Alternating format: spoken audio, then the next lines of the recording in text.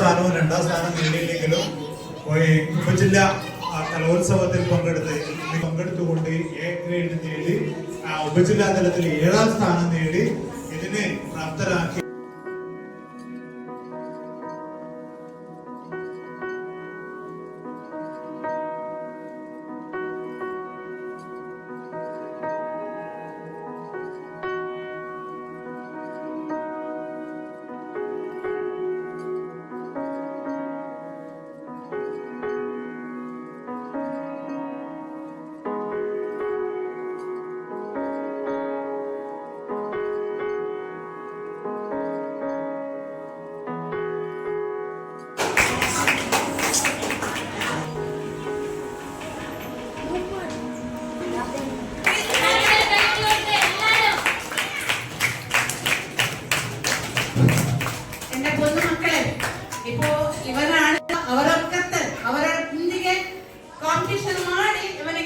Price ಬಂದಿದೆ ಕಳೆದ ಸಲ ದೊಡ್ಡ ದೊಡ್ಡ ಮಕ್ಕಳೊಟ್ಟಿಗೆ ಅಲ್ಲ.